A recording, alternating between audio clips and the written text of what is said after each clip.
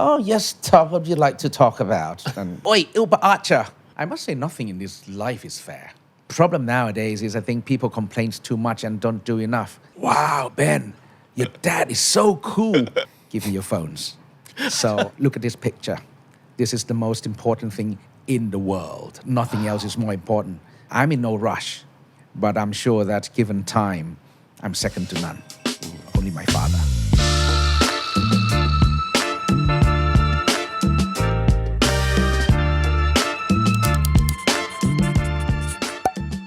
This is Comedy Featuring. My name is Vic and welcome to the show. Today we've got the opportunity to talk to someone who I have to say personally I'm proud to have him representing our country. As a Thai person, I'm so proud to have him representing our country on the world stage with his intelligence, eloquence and charm. Well, this is the first time I met him in person, but already I've got a feeling that he's going to be a lot of fun to talk to. So let's see if I'm correct, shall we? The Minister of Natural Resources and Environment, the leader of Chat Thai Patana Party, and one of the candidates for Prime Minister for the next election. คุณท็อป วราวุฒิ ศิลปอาชา สวัสดีครับ สวัสดีครับคุณปิ๊ก สวัสดีครับผม สวัสดีท่านผู้ชมครับ Thank you so much for coming. No, it's pleasure is mine indeed to be here. All right, so are you a morning person? Because right now we're recording at a very early in the day. 10:30 is not It's early not for early, me. okay. Maybe it's for us, but not for you, obviously. My early would be before 5. Wow. A typical day would be about 6 something. Oh, okay. 10 is pretty good. 20 Okay. is pretty good. I had 2 appointments before this, so 10:30 is a Wow, good day. okay. It's a good So day. you are obviously a morning person. I'm not, but I'm being forced to because of the work and, with the All right. time limits, I am forced to be a morning person. I'd love to wake up at 9. I'd love to wake up Okay. at 10, but, well, when work comes, so be it. So lately, I guess you must have had like the full day because you become busier and busier because the election is getting nearer and nearer. Of course. It's good to be having a full day because if you don't have anything to do in the day and it's coming to an election, it means you're in a deep pile of poo-poo. So it's good to be busy. I agree. Yes. Okay, so I think the most obvious thing about you, one of the most obvious things, and especially something our audience would like to would like me to talk to you about, is the way you speak English. So let's go back to where it all started. You went to get your bachelor's degree Yes. in UK, in the UK. Yes. And also you get your master's in the US. Yes, that's Okay. how my English went transatlantic. A bit of a British here and a bit of an American there. Right. So let's talk about how it all started since the beginning. But you went to abroad. Yes. You went abroad to school in When I was- London in Well, grade 9, I think. I was 12 back then. Right. I was in St. Gabriel College in Bangkok. Right. I was in Mathayom 2, I think. So that would be 8th Grade grade. 8? And Right. it wasn't a completed 8th grade. I started grade 8 for about a month or 2. And then my mom took me abroad, which, it was my dream come true, actually. Oh, okay. So I went when I was 12. I went through the whole British system, went to a language school, a prep school, a boarding school, did the CE, GCSEs, A-levels, and then the bachelor in University College London. Was it hard for you at the beginning to like transform everything? It was fun. It was Get fun. the hang of the language and learn how to... The language part was hard.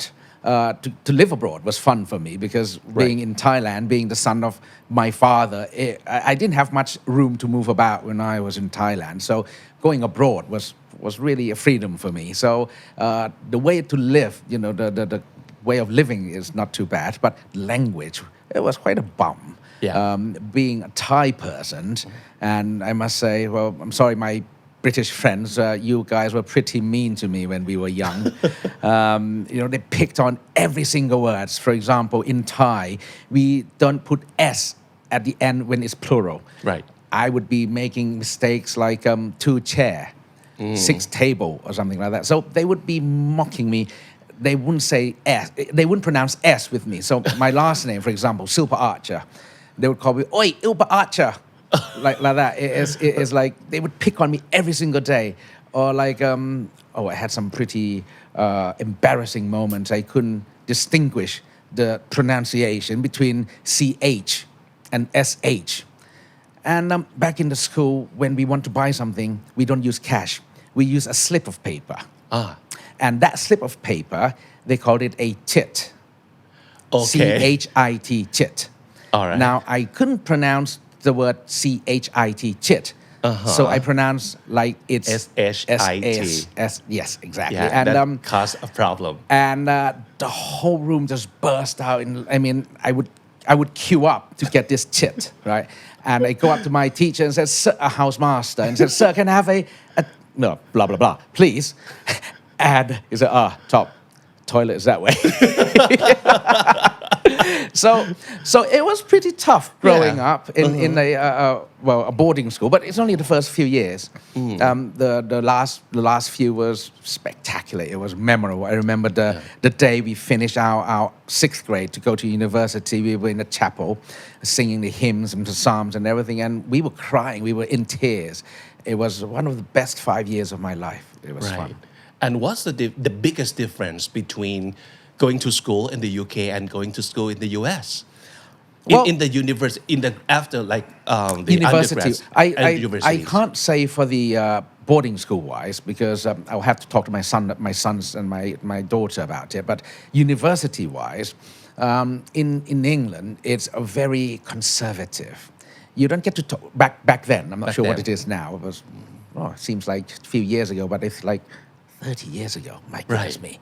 But anyway, they were pretty conservative, and to talk to professors and teachers, you'd have to make appointments, and it's really formal, typical British people. Oh yes, Tom, what would you like to talk about? And that kind of thing. And halfway through the discussion, he'll be looking, oh yes. So okay, all right, I know you're in a rush. But when you go to the US, it's a completely different frame of thought, and it's they're very friendly. I'm not saying British people are not friendly. They just very conservative, very British. Right. But when you go to the US, they are very open. They are from everywhere. So it must have been a culture shock for you also. It was, vocabulary-wise too. I once, in my statistics class, I remembered, I sat to this nice young lady, and I asked for a rubber from her. Oh God! Now, for me, a rubber is an eraser. Right. I didn't know that. So I kind of, excuse me, dear, can I borrow a rubber, please? And she looked at me and said, "I beg your pardon." I said, "A rubber, a rubber." And she looked at me and said, "Oh, you mean eraser?" I said, "Oh, okay, yeah." What? Or I remember they went to. And you learned later that what? Well, at least she gave me an eraser. Okay. She didn't give me a rubber. Otherwise, And did she tell you that? She didn't. Okay. My friend told me afterward, and I had to go back and apologize to her. It was, otherwise, it would have been quite an awkward moment receiving a thing from a young lady. Yeah. For our audience who maybe have no idea what a rubber was in the US. A rubber is a birth control device for men, i.e. a condom. Yes. Right. So very different.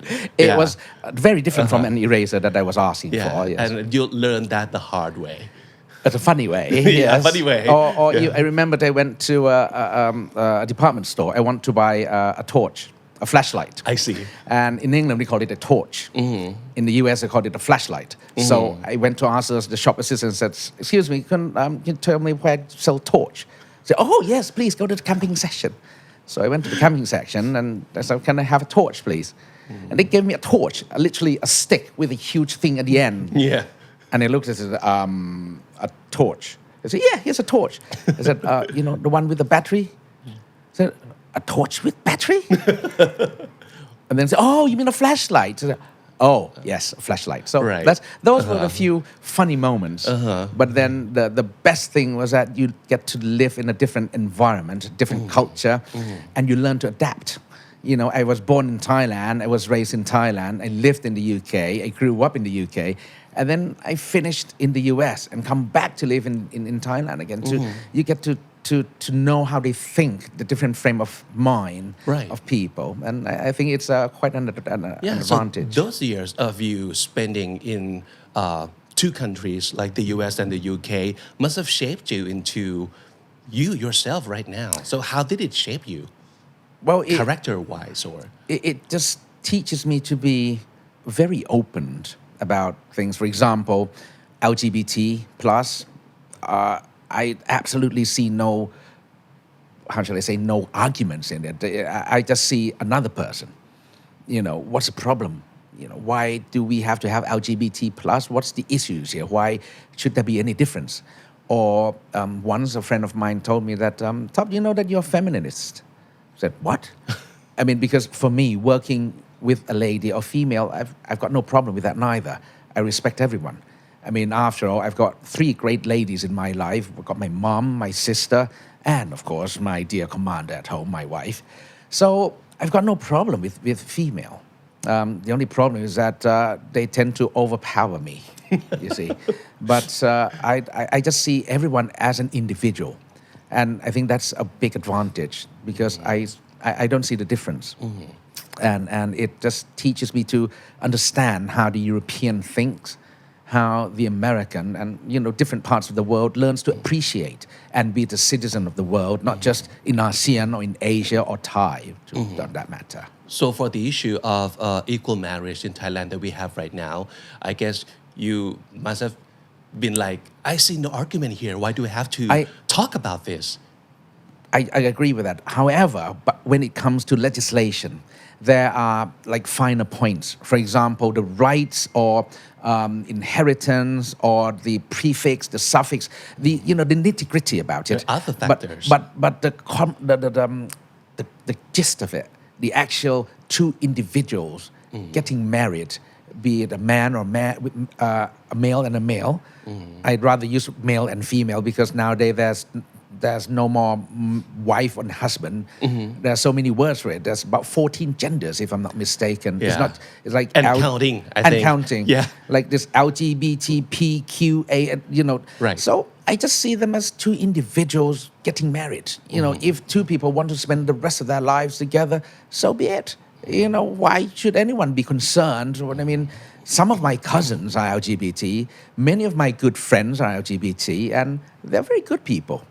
And, in the parliament, I don't see any difference at all. I think that's a big difference. Yeah. But I think you can also see what kind of problems or issues the other side might have with this issue. I'm trying to understand the other side, and I just don't understand why they should see it differently. It's like you and I, we are different people. If I like female or if I like a male, so what has got to do with you? It's none of your business. And it's my life, it's not yours. And whatever I do, it's got nothing to do with you. And I'm the citizen of this country. I contribute to the development of this country. Male or female, spending their lives together, it doesn't matter. Yeah. So I don't see the fuss about it at all, Right. really. I think this is some kind of thinking or some kind of beliefs or some kind of views that people of the younger generation see the world right now. Of course. Yeah. However, one needs to, sometimes when you change the legislation, one needs to look at the finer details, the fine prints, like the rights, the legislation. Because in Thailand, there are gazillion laws and regulations. If I can write a new law, I would just say, Mr. A and B getting married, but then there are other laws governing it as well. It's not just a civil law. It's also the criminal law, and there are so many articles and things that has to be adjusted. That is why it's so difficult to sometimes push it through the government. Yeah. So it's very understandable why it takes time, and It's why too- we have to it's too- be patient about it. But believe me that if there is a way at all that I could make this simpler, I would take the first opportunity to do it. Okay. All right. So we have done with the first issue. That is the most obvious thing about you, your speaking English and your accent that I am sure a lot of people are fond of and enjoy right now. So the second most obvious thing about you is that you are the former PM's son. Of course. So Kun Banhan, what if you get to talk to someone, a very, very young people nowadays, and they have no idea who Kun Banhan was? And if you have to talk to them and tell him or them or her, what would you say? I would say Kun Banhan is one of the guy who reshaped this country. One of the biggest inheritance that he left for Thai people was one of the best constitution that this country have ever had. The 1997 constitution was a direct result of his action of amending Article 211 of the previous constitution, which result in the birth and the creation of the 1997 constitution, which was unfortunately was torn apart by the coup d'etat. And quite a few things are in his hometown. Okay, some people when talk about Kun Banhan, my father, they would just thought, oh, it's just in Suphanburi that he did. Of course, he turned nights into days in Suphanburi. He turned rice paddies into cities, and he just literally changed the face of Suphanburi forever. Not in, I dare say, not in a million years from now, anyone could fathom what my father did. And it's not just in Suphanburi. I mean, in Bangkok as well, the MRT, the underground that we're using right now, that was my father.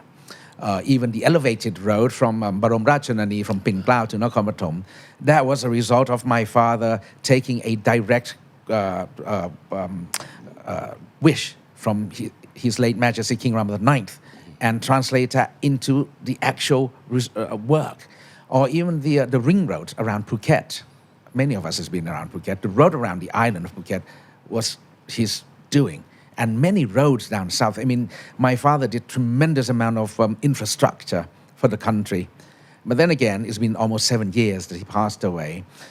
He's one of the very, very few politicians in Thailand that actually has a statue after him, after he's gone, which is right now in Suphanburi.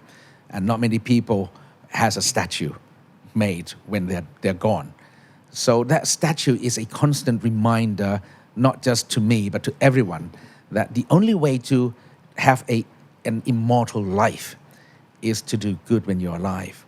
It's not about when you're living, but it's about when you're gone, how people remembers you, how people will think about, oh, talking about Kun Banhan, who is this guy? Why does he have a statue of him made in Suphanburi? So he is a person who has contributed. Well, of course, he's a man, after all.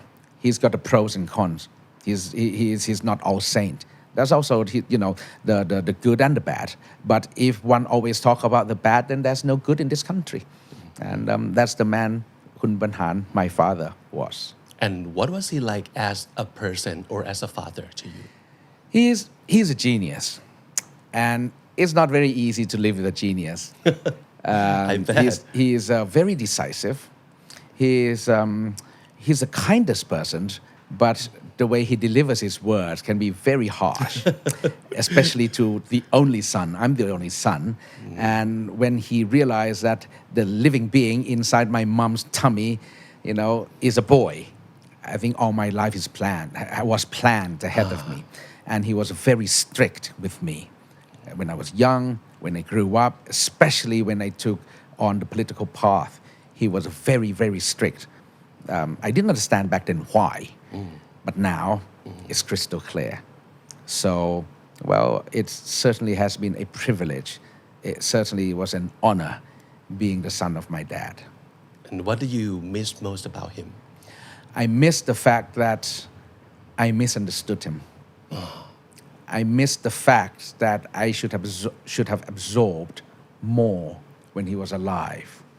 I felt, I felt guilty every time I look back and thought, having all those thoughts about my father, now that I am the father, I'm a son, I'm a father, I'm a husband, I'm a friend. And now, at the age of almost half a century old, I realize everything that my father has done was to protect his only son until today.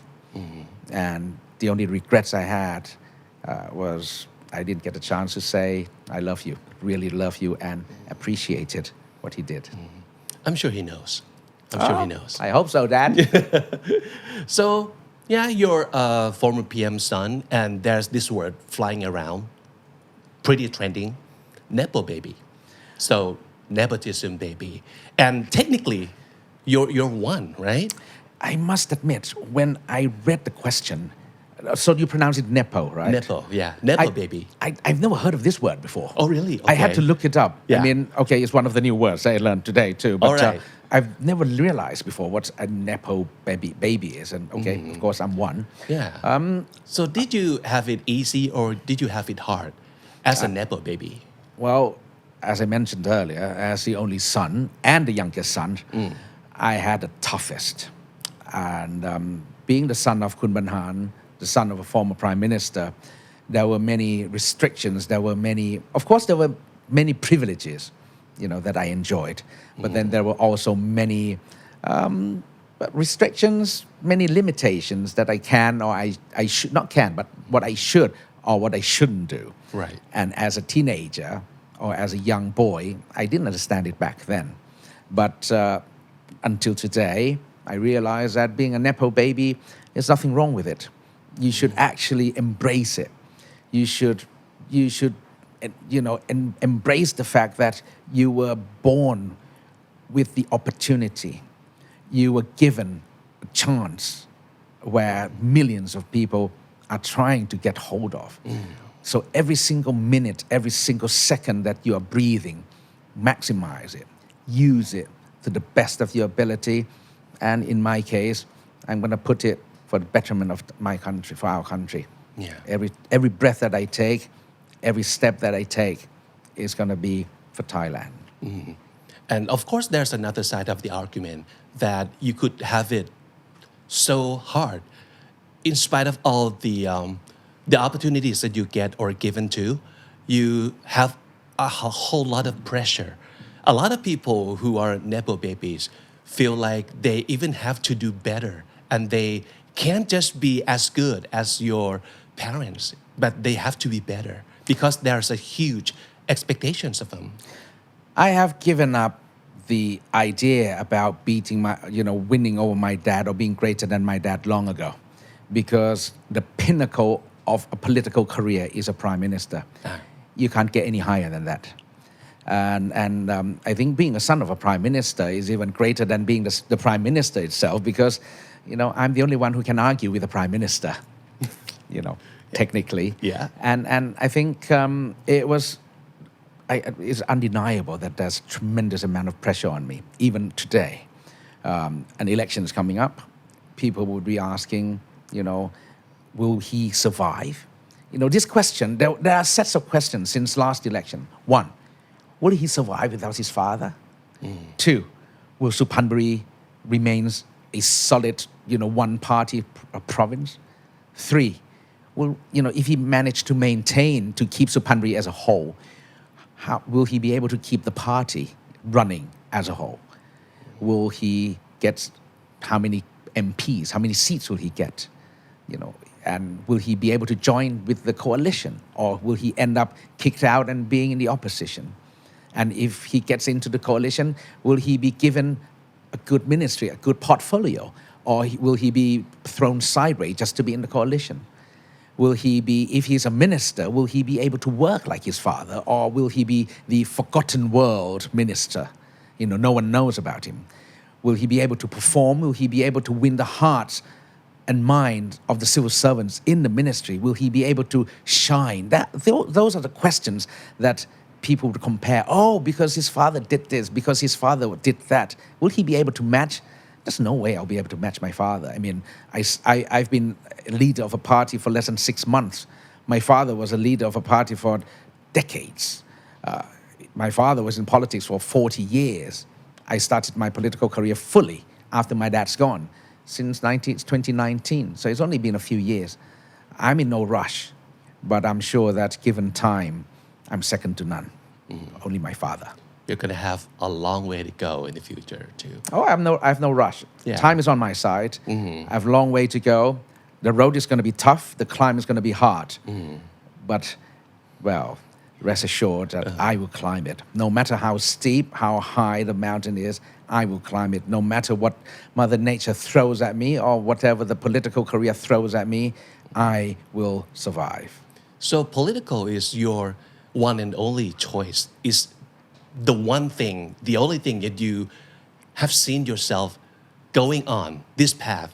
So there's no other alternate universe of alternate you in the multiverse anywhere that maybe you're doing something else more than other than politics. Well, I can't imagine myself in the multiverse. Yeah. I'd love to see myself, open a door to a multiverse and see what top super archer would be like in the Yeah. multiverse. Oh, he might be a What else could he be? designer. What else could I be? Yeah. You I studied could- to be an engineer and you studied finance and banking, right? I could be a banker. Okay. At the moment, I love diving. I could be, a keen diver, protecting the environment in the multiverse. I love going into the oceans, getting my head wet, going down under to appreciate how big and how vast Mother Nature, how powerful she is. I love the nature. And that would probably be me and, Sir David Attenborough. A teddy bear, Choya. Oh, look at that. In the multiverse. Kind Yeah. of. But in this verse, well, a politician and leader of the party. Yeah. But I kind of see your alternate self of yours with this reality too, because you love like to be in the environment. And you, of course, are the Minister of Natural Resources and Environment. Exactly. So let's talk a little bit about your ministry.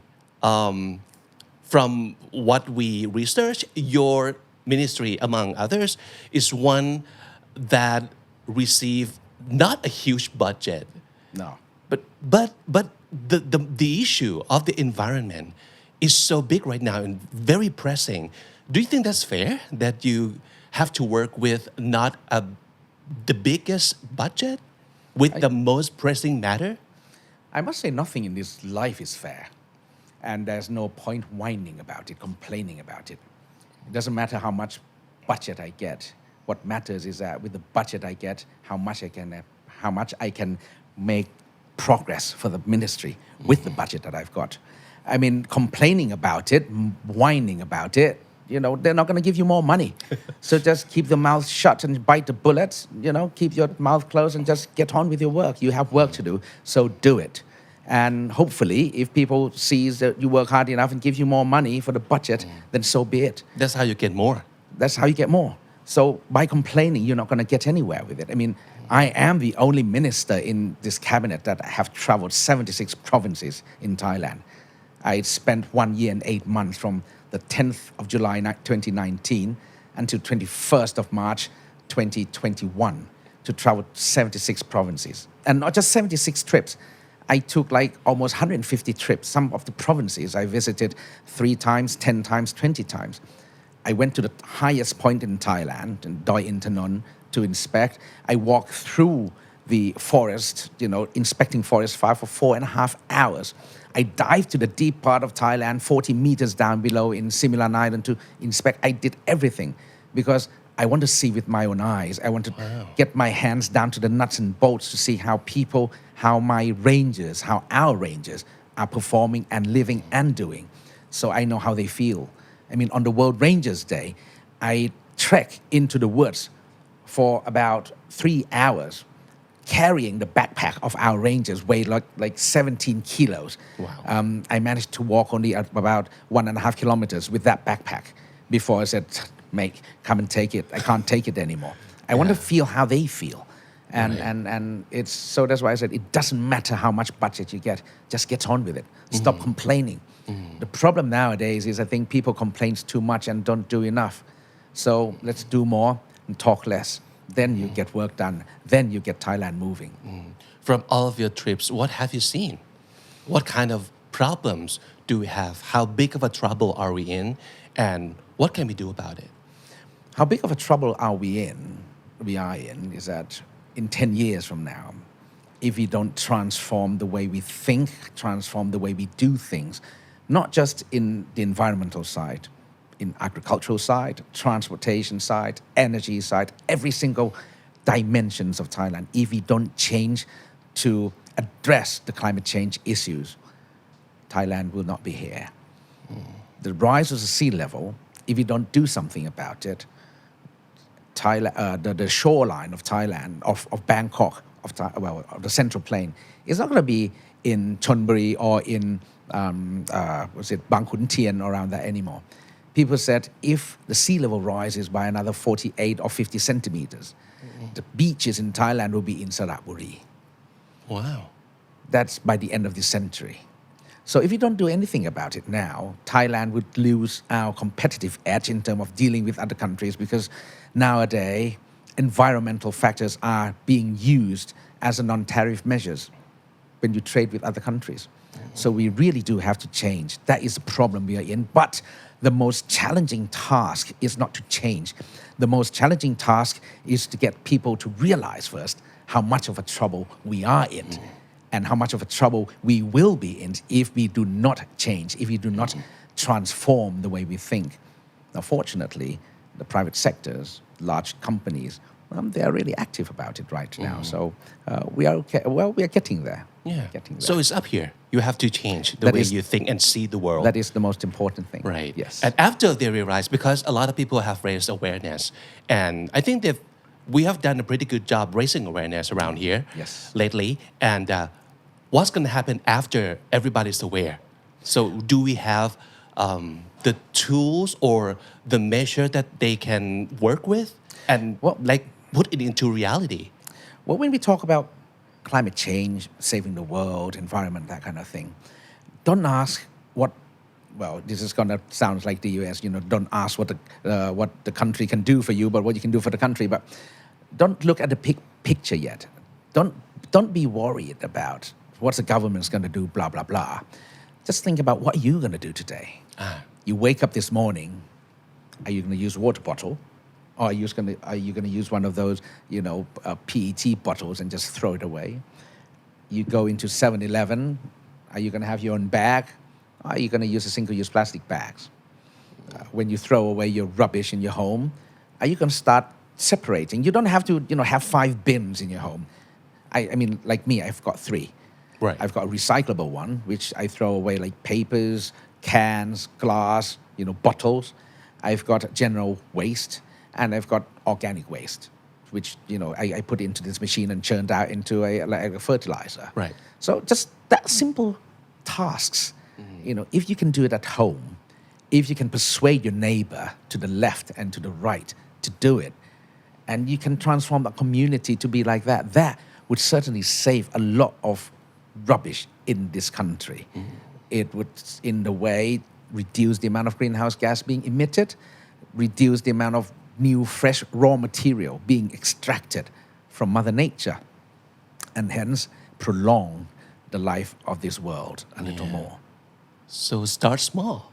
Don't think big. But actually do it and do it every day.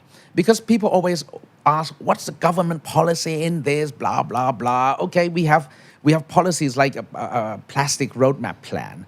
We have the roadmap for the energy, transformation. We're pushing up the usage of EVs, et cetera, But those are big pictures.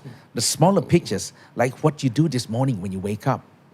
When you use water to brush your teeth, you just turn it off and you're brushing your teeth, or you let the tap running.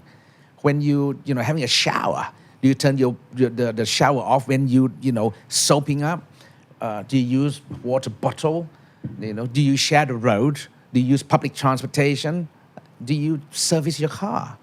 Just simple act like this. People always says, when you go to Japan, the sky is clear. It's crystal clear. Car is so clean. All the cars are so clean. The trucks, the buses, everything is spotless. It's because everyone just do it. Just do your part. Just do your part. For example, the PM 2.5 situation in Bangkok in the past weeks, it has been horrific. And I'm not denying responsibility because part of it is under my purview as well. But the 70% of PM 2.5 created in Bangkok and metropolitan area comes from the road traffic. Going back 2 years, 2020, when at the peak of the COVID, when we had 100% quarantined, there was no one was on the road. Yeah. And if you look up in the sky, it was sunshine, sky is blue, crystal clear. So 70% of it comes from the road, and the older the engines, the more PM 2.5 it churns out. So what you should do, just service the engine, just look after your cars, especially the diesel engine. The older it is, the more pollution it takes, it produces. So it's just a simple act of let's start at home. government can ask to do so much. All the policies and everything. It's just one hand clapping. If you want it to be successful, people and everyone has to match in the middle. But I'm not saying, I'm not pushing the responsibility to the people, to the public. Of course, the government is responsible, but everyone is should just chip in, because when Mother Nature strikes, she doesn't choose she's going to strike the government or the people. Everyone gets hit. All of us. Exactly. Right. And you have been talking about this on the global stage for so many times, like the environment, the death nature swap, the climate. Exactly. And we really appreciate you representing us on the global stage. And one thing that I can't help but notice is that you can talk about like heavy and hard issue with ease. I think you are very natural when you're talking like in front of thousands of people. How do you do it? Are you nervous when you get up on the stage and talk about like hard issue? I did it with a lot of nervous. Yeah. I always get nervous when I go on the stage. I mean, you'd be mad if you're not nervous going up on the stage and talking to a lot of people. That's true. But it's just I feel what on the topic that I talk about. For example, at the moment I'm the Minister of Natural Resources and Environment. I feel my work. You get into it, you dig into it, and you appreciate it. You speak not from your brain, you speak from your heart. And when you speak from your heart, you can't really go wrong with it. I feel it, and that's why I say it. But make no mistake, I get very nervous when I go on the stage. What am I going to say? But when on a global stage, for example, like at COP27 or COP26, I do rehearse. The speeches that I write myself, I would ask, what's the time limit? 3 minutes? I always stick to 3 minutes, no more, no less. Because some other world leaders, they give you 3 minutes, they go on for 8 minutes or 9 minutes. And I said, look, you want to solve climate change, one of the most complex problem in the world, and yet you cannot do the simplest task of keeping time on 3 minutes. Then what else are you going to do? Yeah. So timing, the punctuality is the most important factor. We have talked about this before, and your preparation for the speech is quite interesting. So your preparation is the less prepared, the better. I'm a strange person in the way that if I have a sheet of paper in front of me for my speech, then my brain would be, framed within that A4 piece of paper or pieces of paper. But if I don't have anything in front of me, my mind would go free. Actually, sometimes too free.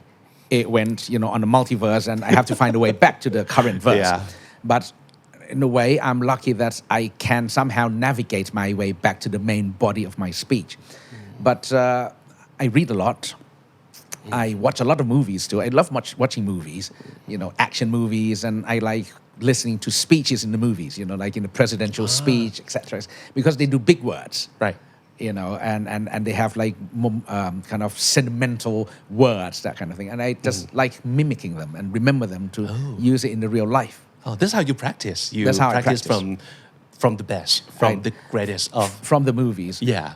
Or even President Obama, I remembered during his inauguration speech, he said, from now on, the climb will be steep. There is a long road ahead of us. The climb will be steep, but together we can change. That kind of thing. It's very dynamic. People listen to it, and I get goosebumps thinking about it. So if I feel it, I guess the people would probably feel it too. So let's note it down, that kind of thing. So you've been traveling around the world, meeting a lot of people from different countries. I was wondering, from up on the global stage, when they look at Thailand, what do they see? What do they think about us, our country, our people? Oh, they love Thailand. When people talk about Thailand, say, oh, Thailand, wonderful. I love Thailand. Well, I say that about that country too. And, when I wear a Thai flag on my jacket, standing on the world stage representing our country, I feel that we are the best country in the world. And Thai people, we are the best in the world. No one's better. and with that kind of attitude, I feel we are second to none. And the way I talk to people, one thing when you're on an international stage, I love to be on the international arena because it just realize how small you are. Being in Thailand, being a minister, people would say, "Oh, minister top, blah blah blah," and But when you go on the world stage, when minister top go to England or to Saudi Arabia, no one knows who you are. Even the security guard doesn't give a damn about you, and they'll just toss you aside. Excuse me, my minister is coming. So it makes you realize that out of when you take off the hat, you're nobody but just good old top here. So don't get carried away with it. All these work and everything is an opportunity for you to work. It's not something for you to hold on to. You must be prepared to take your hat off anytime. And when you take that hat off, you're just good old top again. But when you go on the world stage, you make sure that you do the best to your country. You represent 66 million people of Thailand. And you do what it takes to make sure that we shine on the world stage. You do what it takes when you come back home to make sure that whenever you go back out there again, we have progress and we can show the world that Thailand, we walk the talk. We don't just go out and blah, blah, blah and just deliver on empty promises. We get our words done. That's what we do. That's what I do. Cool. So this is not a political show, but this question I have to ask. You're one of the candidates for the PM for the next election. So what kind of prime minister do you think you'll be? Well, in the way, I've been privileged, I've been blessed with the opportunity to grow up in different parts of the world. While at the same time, I was asked kindly by my dad to always come back to Thailand. So my bandwidth or my operating spectrum goes all the way from the diplomatic level, on the international stage, all the way down to the villages. I could just kneel down, sit down, and for a lovely quiet dinner, in a circle in the village, because I grew up with them. I always go back to my hometown in Suphanburi. Everyone saw me since I was a little kid, and now I'm a leader of the party. So my operating spectrum is very wide, and I get to understand how they think, in order to appreciate why they do what they do, why certain people did what they did. You have to understand that logic first. Because of this, for example, in when you go outside of Bangkok in the rural, when there is a how shall I say, the monkship, the Ngan Buat, for example, why people just celebrate, why people just always have a big celebration. Then you get to understand that it's one of the few pleasure in life that they have. After a long day, long hours of work in the rice paddy in the field, they get to spend this party time, the opportunity. And you can see people dress up for the best of their clothes. Some of them even wear jackets. It's like 40 degrees out there. And they still wear jackets, they wear hats. And it's their high society work, but function in their village. That's how they live their lives. So if we understand, their logic, their way of life, you would truly appreciate why they do what they do and how different groups of people do what they do. So I think as a prime ministerial candidate, I get to understand different levels of people, different parts of the world, and I think I can represent Thailand on any stage, anywhere, anytime. And I'll make sure that we are second to none on that stage. Well, you used to be looked up to your father. Yes. And now you're pot top to your children. You have 3, right? Yes, I've got 3. And the oldest is... the eldest is the daughter is Thames. She is in the second year at Northeastern University in Boston. She is also a figure skater in the national team, Thailand national team. Wow. My younger son, he's a freshman at Wisconsin-Madison, my university. Your alma mater. Yes, and my youngest, he's now on the 11th grade at Tabor Academy in Massachusetts as well. So I'm a father of 3. Yeah. So if I got a chance to talk to one of them or all of them. Hope not. And ask them what kind of father pot top is. So what do you think they might say? They'll say, I'm very strict. Yeah. and sometimes just like your father was to you. Yeah. Sometimes when they were young, I was extremely strict. I put a frame around them, but so that when they grow up until today, that frame has been removed, and they would have certain behaviors. I mean, they are very westernized, and yet internally they are always 100% Thai. So when did that frame was removed, and how do you know it was time to remove it? I don't know actually. As they grow up, they do less and less crazy things, and they behave more appropriately, and then eventually, now I'm not a strict daddy anymore. I just just warn them, say, hey, don't be silly, okay? Now you're in university, in the freshman, don't do anything that would regret, that you'd regret later, that kind of thing. And now that I have removed the frames, and they grow up to be quite an asset to their communities. Yeah, we talked before, and you told me that you and your children still talk every day. Every day. One might call you on the phone and just saying like, they probably call me right now. All three. Well, not much of a daughter. When my daughter calls me, that means she's like, Daddy. Say, oh dear, what do you want? You can tell from the way she sounds. What goes around comes around. All right. Because when I was young and I called my dad, I said, Daddy. I didn't call Daddy. I called him Tia. Tia. Okay. Yeah. But when I talked to him normally, I called him Paul. Okay. But when I called him, hello, Tia. So when you use that term, he knows. Yes. He said, what do you want? So what goes around comes around. Right. And but I'm very happy she does that. But the other two sons, they call me regularly. Morning, they don't have girlfriends yet, I guess. So that's why they call Daddy every day. And I'm very happy to hear it. It's just a brief phone call. 5 seconds, 10 seconds. Sometimes they'd call me in the middle of a meeting and say, hey, boys, I'm in the middle of a meeting. I'll call you back, okay? Talk to mommy first. And I say, okay, Dad, I'll talk to you later. I'm okay. Yeah. You're okay? Yeah, Daddy's okay. Okay, I'll talk to you later. That's it. Your family is very close. And I value it very much. How do you make it happen? Because it is very hard for nowadays for families to be close with, be it everybody's being busy doing something, and their job, their work, their responsibilities, and also the generation gap. That's the big issue too for a lot of people right now. So how do you make it happen? How do you make your family so close and keep them coming back to you and feel like they can talk to you about anything? I told them, I said, we don't need to be close physically, but we do need to be close mentally. That is here. And since we were young, a very good big brother of mine once reminded me when my kids were growing up and said, make sure that your kids look up to you, respect you in the kind of way that they think, oh, my dad's cool. Oh. Having a cool dad. Being cool is very important. I remembered when they were in the secondary school in the US. Yeah.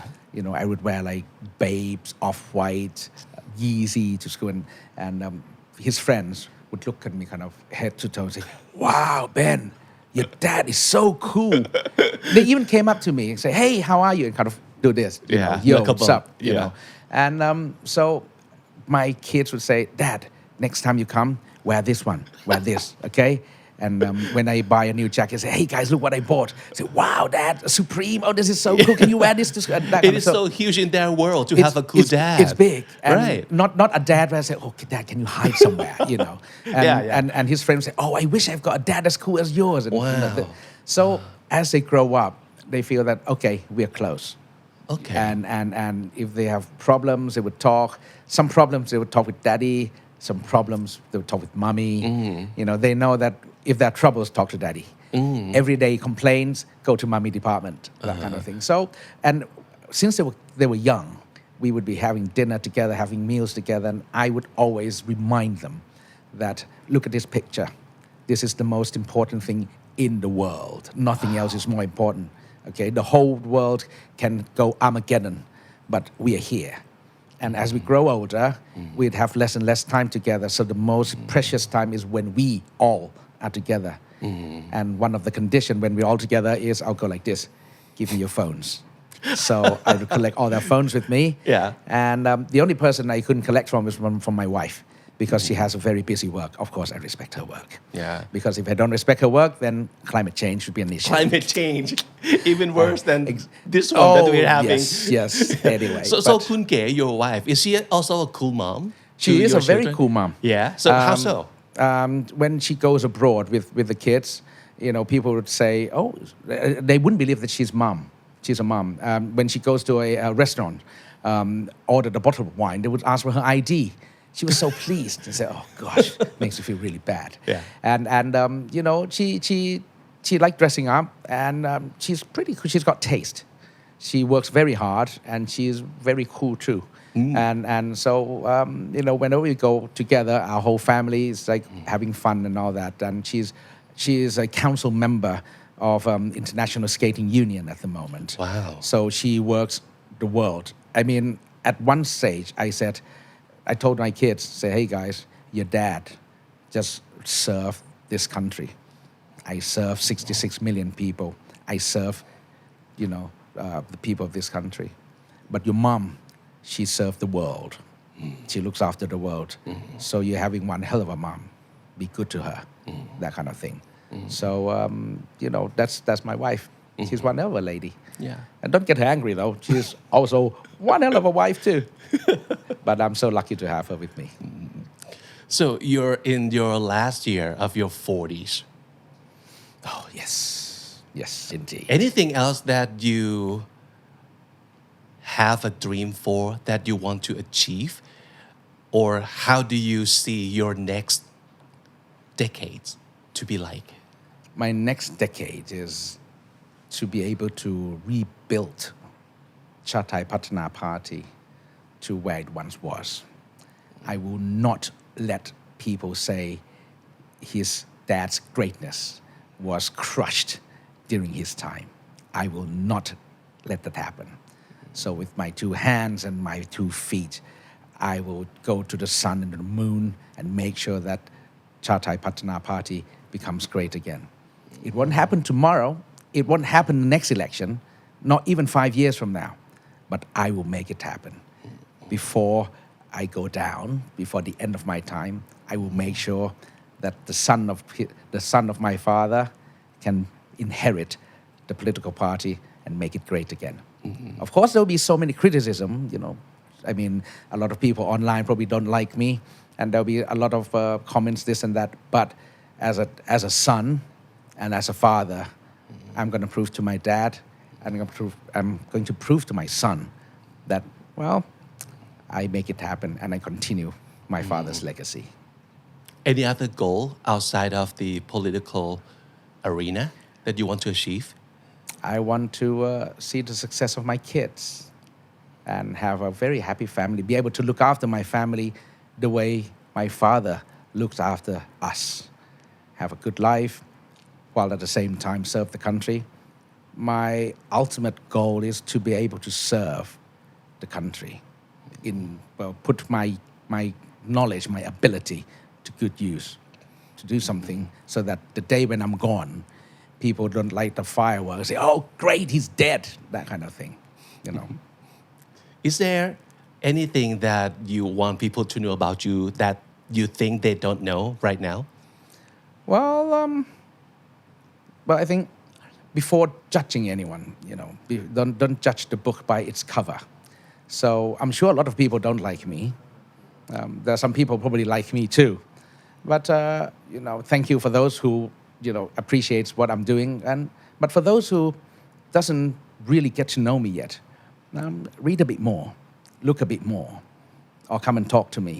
And after we've talked, don't prejudge. After we've talked, you still don't like me, I respect that. But sometimes I can be a little bit more different than some people anticipated.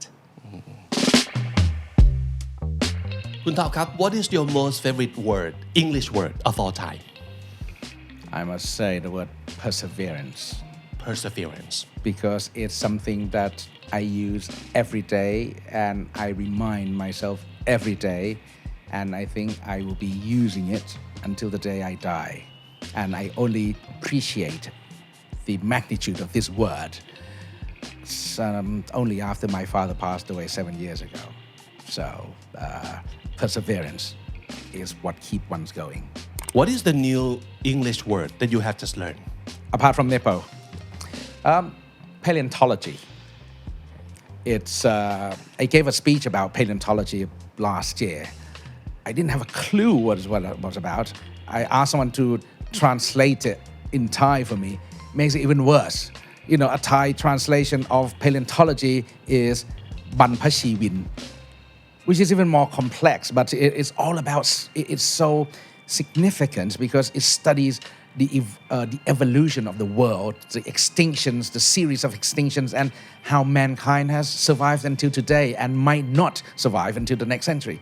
So paleontology is the study about the past, dinosaurs, extinctions, and all that kind of thing. That's a big, it's quite a complex word too. Can we have one word for your boss? So maybe it's one word that best describes him or one word you want to say to him. Well, the one word that I would describe him is the word kind. People might see him differently, but as a minister in the cabinet, serving him for the past 3.5 for almost 4 years, he might be seen as different characters, but as someone who's been working with him, he's a very kind person, and he's very supportive too. So that's my word that I would describe my boss.